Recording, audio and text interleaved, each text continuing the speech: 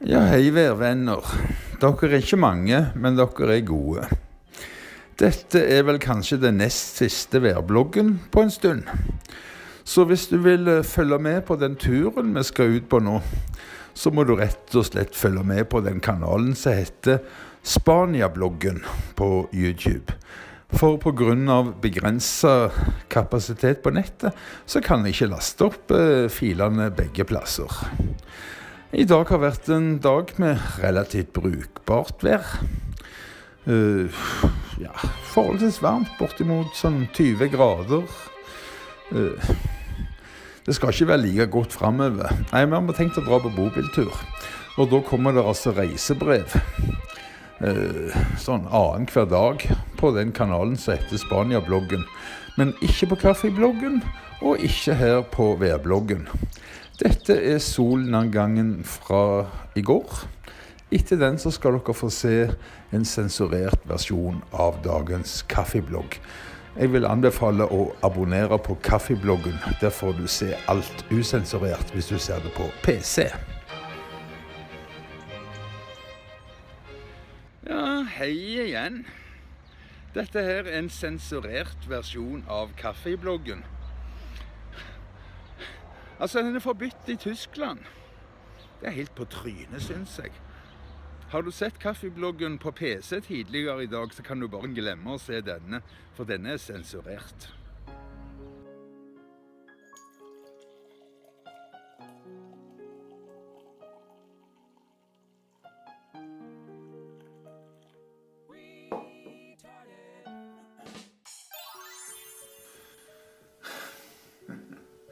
Ja, jeg får vel si god morgen, venner. Selv om det ikke noen som ser på. Bortsett fra han den negative jævelen da, han ser jo på. Ellers var det 2 andre. Så gårsdagens kaffeblogg, den hadde totalt 3 visninger. Ja. Det veldig motiverende til å lage programmer om norsk radio- og TV-historie, det. Veldig motiverende. Tusen takk for all støtten, tusen takk for alle visningene. Jeg tenkte jeg skulle sagt en masse om Trump, men jeg ser jo at dere gir faren i alt, altså. Dere driter i hva jeg mener. Spesielt synes jeg det er gale at dere driter i radio- og TV-historien. Altså, vi var en fantastiske TV-stasjon, vi var den aller beste. Og det var våre piratsendinger som førte til at NRK-monopolet ble knust. Ellers hadde det ikke vært for oss, så hadde dere hatt NRK-monopol den dag i dag. Jeg skal love deg det.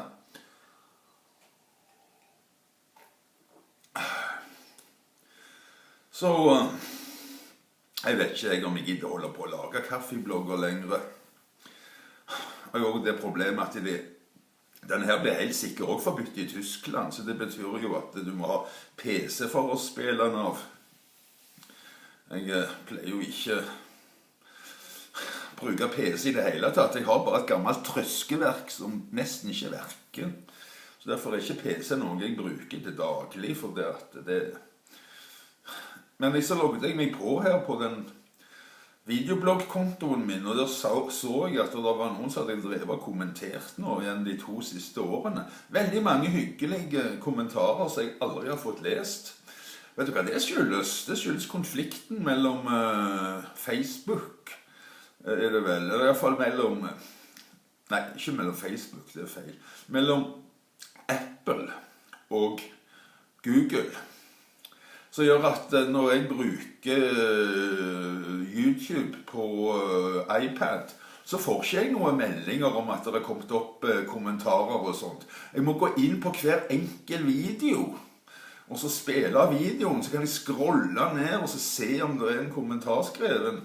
Og hvis den kommentaren da ikke er skreven den dagen videoen ble publisert, og så må jeg gå tilbake og se på gamle videoer om igjen og om igjen og om igjen.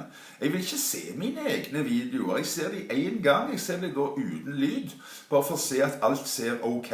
Sjekke litt av og til at det er lyd, men jeg gidder ikke høre på det vrøvlet jeg vrøvler om, så jeg ser det jo uten lyd. Men jeg vil ikke ødelegge videostatistikken og så påvirke statistikken med at jeg skal se videoene. Men så var det her altså, da jeg logget på ved hjelp av en PC, kom jeg inn på videobehandleren, synes det var triste visningstall, så står det ved siden av fellesskap. Altså fellesskap på en videobehandler, det har jeg aldri hørt om. Men jeg klikket nå der da, og så kommer det jo opp den lange listen med kommentarer. Hvorfor kunne det ikke stått kommentarer til videoen, et eller annet? Altså, hvorfor må det ligge under videobehandling? Det er for sykt YouTube. Så jeg beklager alle som har drevet og kommentert, som jeg aldri har svart, for jeg har aldri sett de. Nå skal jeg se om jeg kan prøve å være litt mer aktiv med å lese kommentarfeltet. Jeg leser jo kommentarfeltet relativt ofte på kaffebloggen da. Nå har jeg glemt å besvare de siste. Jeg er også enig i at California über alles, det er på sånn skoleavisnivå. Jeg er helt enig med det. Og så kan jeg nok sende direkte. Men når ingen ser redigerte opptak engang, hvem i all verden vil se direkte? Så jeg tror ikke det har så mye for seg. Nei, verden holder jo på å gå til helvete for full musikk nå. Donald Trump er ren nazist. Ren nazist, han er den nye Hitler. Jeg er virkelig bekymret for verdens fremtid. Altså, Europa kommer til å bli et nazistisk mørkeblått helvete. For disse muslimene har jo ikke tenkt å gi seg. De tar og invaderer Europa like mye nå som før Trump sitt valg. Men, ikke sant, altså, bare les hvor mørkeblått og jævlig alle kommentarer som blir skrevne da. Altså, det er en ting, det er vel og bra å være mot religion. Jeg er voldsomt mot alle former for religion. Men rasisme, det vil vi ikke ha. Vi vil ikke ha konsentrasjonsleirer i Europa for muslimer, altså gasskamre for muslimer. Vi vil ikke ha det. Ikke de. Altså, Tyskland holder på å gjøre samme tabben når Merkel har feilen. Ja. Her kommer det piratradiohistorie. Det er ønskekonserten fra 1981, fra november 1981.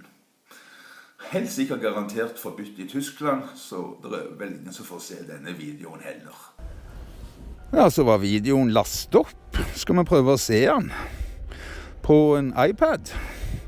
Det står at den ikke er tilgjengelig. Det er for noe banna piss. Den er tilgjengelig. Men han har blitt forbudt i Tyskland på grunn av lydsporet. Det er jo helt sinnssykt at norsk musikk skal bli forbudt i Tyskland. Så på grunn av det så får du rett og slett ikke spilt den av. Du må altså se den på en PC. Det er jo nesten ingen som bruker PC-er i våre dager. Det er jo alt for mye å starte opp for å se en video. Fyre opp en PC for å se en video. Ingen gjør det lenger.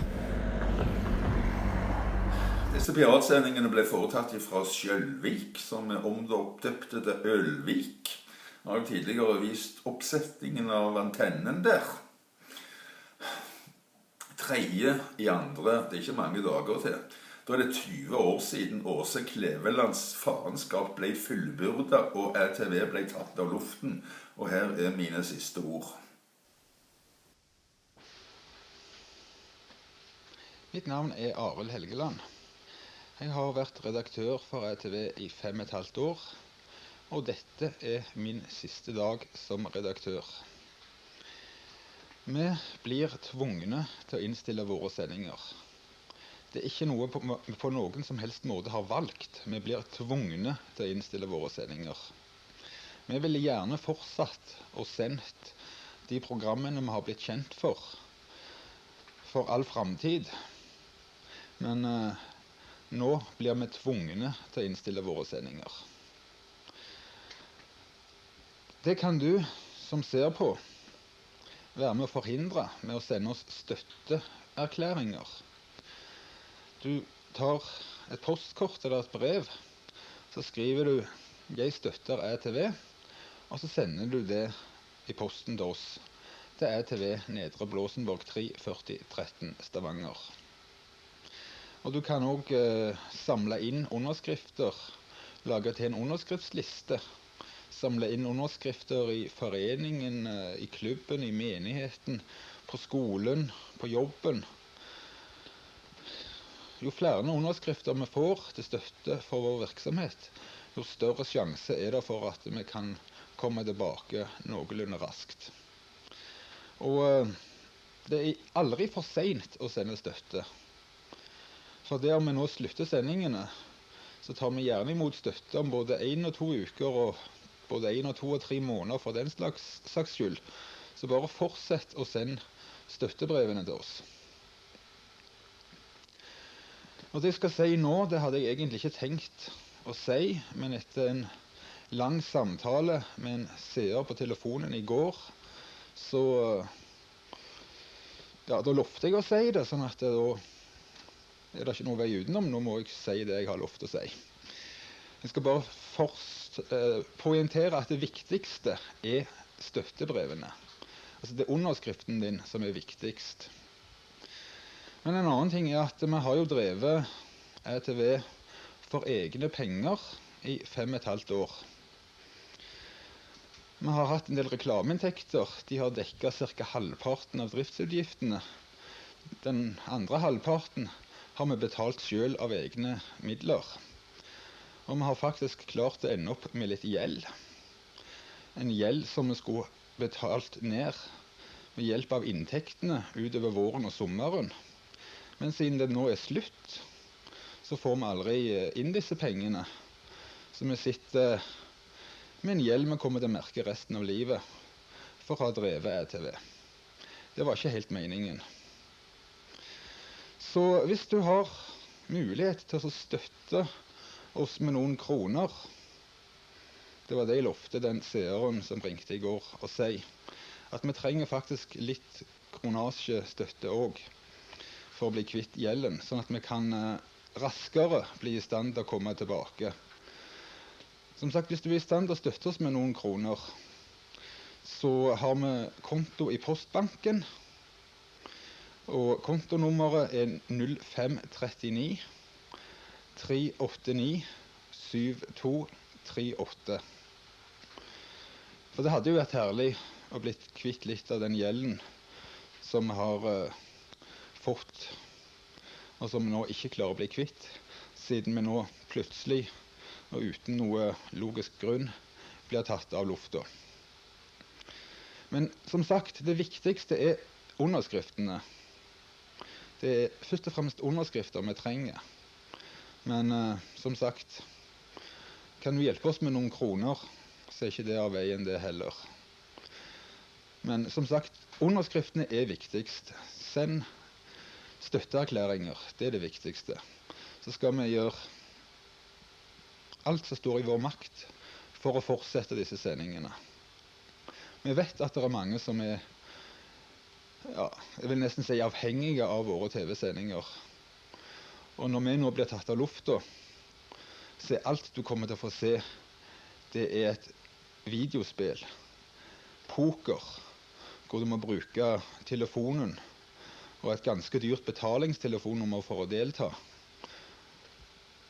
Det er det som kommer til å erstatte våre sendinger.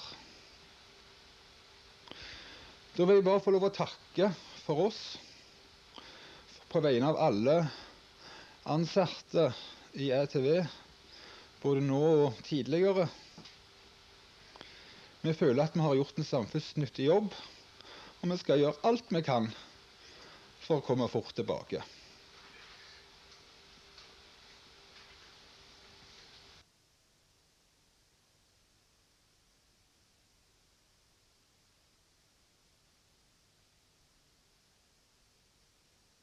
I Sverige är det harde tider för bilinspektörerna. Har ni hittat något? Nej, vi har inte hittat något. Ja, men ni måste hitta något. Fråga. Jag har inte hittat något heller. Stötdämparen.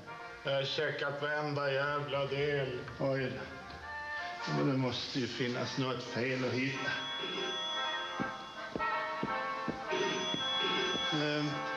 Hitta. Hallå? Nej, lilla gumman, jag kommer inte hem i natt heller. Ja, jag måste hitta något.